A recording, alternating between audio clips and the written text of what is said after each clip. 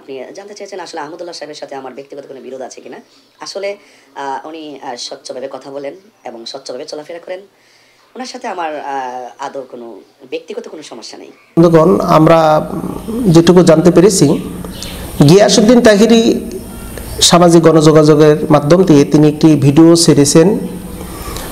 তিনি তার বক্তব্য উপস্থাপন করেছেন যে শায়েখ আহমদুল্লাহকে আমরা সম্মান করি, শ্রদ্ধা করি, কিন্তু শায়েখ আহমদুল্লাহর বিরুদ্ধে ব্যক্তিগতভাবে আমার কোনো আক্রোশ নেই, তার প্রতি আমার কোনো অভিযোগ নেই। শায়েখ আহমদুল্লাহর সাথে আমাদের যে সমস্যা সেটা হলো আকীদাগত সমস্যা। আকীদাগত সমস্যা কি? গিয়াসউদ্দিন তাহিরি যেটা বলেছেন যে আল্লাহ নবী সাল্লাল্লাহু আলাইহি ওয়াসাল্লাম 40 বছর বয়সের পূর্বেও তিনি নবী ছিলেন।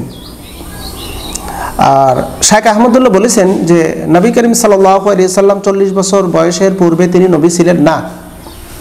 বক্তব্য এটা। এজন্য শায়েখ আহমদুল্লাহর বিরুদ্ধে এই গিয়াসউদ্দিন তাহিরি কুরুচিপূর্ণ বক্তব্য দিয়েছে, যেটা আমরা দেখতে পারলাম যে তার বক্তব্য মূলটাই হলো যে আকীদাগত সমস্যা। তো যাই হোক, আমরা আকীদাগত সমস্যা এই বিষয়টা নিয়ে আমরা পরে কথা বলি। এখন কথা বলবো নিজুম মজুমদার, বাংলাদেশের স্বঘোষিত একজন নাস্তিক যে আমেরিকাতে আছে। নিজুম মজুমদার অলরেডি গিয়াসউদ্দিন তাহিরির পক্ষ নিয়ে শায়েখ আহমদুল্লাহর বিরোধিতা করেছে এবং নিজুম মজুমদার এই কথা বলেছে যে গিয়াসউদ্দিন তাহিরির বক্তব্য যথাযথ সঠিক এবং সে সঠিকই বলেছে। শায়েখ আহমদুল্লাহকে জুতো মারার কথা বলছে, আরও অনেক কিছু করা দরকার। মামলা করেছে, মামলার চাইতে অনেক কিছু করা দরকার। তো এখন প্রশ্ন হলো যে নিজুম মজুমদার ইতিপূর্বে আমরা যতটুকু জানি বাংলাদেশের যতগুলো ইসলামিক স্কলার যারা ছিল প্রত্যেকজনের বিরুদ্ধে এই নিজুম মজুমদার কথা বলেছে। এখন সেই নিজুম মজুমদার এবার গিয়াসউদ্দিন তাহিরির পক্ষ নিয়ে কথা বলছে। তাহলে কি এখানে কি একটি বিষয় পরিষ্কার নয় যে নিজুম মজুমদার ইতিপূর্বে হক্কানি আলেমের বিরোধিতা করেছে আর এখন গিয়াসউদ্দিন তাহিরির পক্ষ নিয়ে কথা বলছে? তার মানে হলো গিয়াসউদ্দিন তাহিরি যে বাতিল আর শায়েখ আহমদুল্লাহ যে হক, এতে কোনো সন্দেহ নাই। তো নিজুম মজুমদার আরও অনেক কথা বলেছে। নিজুম মজুমদারের কথাটা তুলে নিয়ে আজকে আমরা যে বিষয়টি পর্যবেক্ষণ করে দেখলাম যে নিজুম মজুমদার বলছে গিয়াসউদ্দিন তাহিরি মামলা করে যথেষ্ট পরিমাণ ভালো কাজ করেছে, আমি থাকলে সাথে সহযোগিতা করতাম, আর শায়েখ আহমদুল্লাহ মারাত্মক ভুল করেছে। এখান থেকে স্পষ্টভাবে বোঝা যায় যে শায়েখ আহমদুল্লাহকে আঘাত করার জন্য, ক্ষতিগ্রস্ত করার জন্য, তার এই আকাশচুম্বী সম্মানকে, তার যেই দিনের কাজ সে মাঠে ময়দানে এমনকি জনকল্যাণে যে সমস্ত কাজগুলো শায়েখ আহমদুল্লাহ করতেছে, এই কাজটা ওদের সহ্য হচ্ছে না। যার কারণে তার কাজকে প্রতিহত করার জন্য, তার দিনের দাওয়াতকে, দিনের যেই খেদমতগুলো, এই খেদমতগুলোকে বন্ধ করার জন্য গিয়াসউদ্দিন তাহিরির মাধ্যম দিয়ে কোনো বাতিল শক্তি উঠে পড়ে লেগেছে। এটাই আমরা এর মূল আসল রহস্য এবং এটাই মূল আমরা ষড়যন্ত্র কিন্তু আমরা দেখতে পাচ্ছি।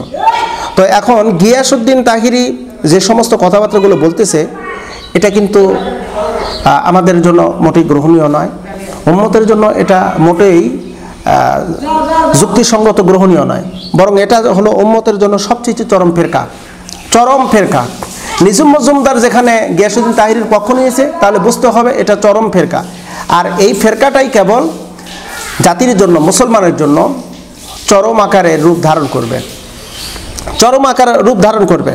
এবার আসুন এই গিয়াসউদ্দিন তাহিরির কথাগুলো সে কীভাবে উপস্থাপন করেছে। তার কথা হলো যে আমি শায়েখ আহমদুল্লাহর বিরোধী নই, বরং আকীদাগত ত্রুটি থাকার কারণে আমি কথা বলেছি।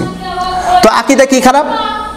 আকীদা খারাপ হলো যে সে নবী মুহাম্মদ সাল্লাল্লাহু আলাইহি ওয়াসাল্লামকে 40 বছর বয়সের পূর্বে নবী ছিলেন না, এটার জন্যই তার আকীদা খারাপ হয়ে গেছে। এই জন্য মুনাফিক, শয়তান ইত্যাদি ইত্যাদি বলে শায়েখ আহমদুল্লাহকে গালি দিয়েছে। আসলে মূলত গিয়াসউদ্দিন তাহিরি এই শায়েখ আহমদুল্লাহর বক্তব্যটা বোঝার অথরাইজেশন হয়নি, বুঝতে পারেনি। যদি বুঝতো তাহলে এরকম কথাবার্তা বলতো না, এরকম কথা বলতো না। আল্লাহ নবী সাল্লাল্লাহু আলাইহি সাল্লাম তিনি নবী, এটা আমরা অস্বীকার করি না। তিনি মায়ের পেট থেকে পরমাত্রই নবী, কিন্তু তিনি যে বক্তব্যটা দিয়েছেন এই বক্তব্যটা গিয়াসউদ্দিন তাহিরির ইলমি যোগ্যতা নাই যে শেখ আহমদুল্লাহর বক্তব্যটা বোঝার মতন শক্তি আছে, যার কারণেই সে এই সমস্ত অসঙ্গতিমূলক কথা উপস্থাপন করেছে। তবে আমরা অনতিবিলম্বে এই মুহাক্কিক উলামায়ে কেরামের বিরোধিতা যারা করতেছে এবং বিশেষ করে এই মাজার পূজারী, কবর পূজারী, অর্থাৎ পীর পূজারী, এই সমস্ত ব্যক্তিদেরকে দেখে শনাক্ত করে এদেরকে বয়কট করতে হবে, এদেরকে বয়কট করতে হবে, এদেরকে ময়দানে আসতে দেওয়া হবে না। ময়দানে এদেরকে ইনভাইট না করলে দেখবেন ওরা যেখান থেকে উঠে এসেছিল ঠিক সেখানেই চলে যাবে। আরবিতে একটা কথা আছে, কুল্লু শাইইন ইয়ারজিউ ইলা আসলিহি, প্রত্যেক বস্তু তার গোড়ার দিকে ফিরে যায়। ময়দানে এদেরকে না ডাকলে এরা আবার সেই গোড়ার দিকে ফিরে যাবে, বাউল গান, এই যে ইত্যাদি ইত্যাদি, এই সমস্ত গানের দিকে তারা ফিরে যাবে। আসুন আমরা সকল ঐক্যমত হই। আল্লাহ সুবহানাহু ওয়া তাআলা আমাদেরকে সকলকেই ঐক্যবদ্ধ হওয়ার তৌফিক দান করুক। আমিন।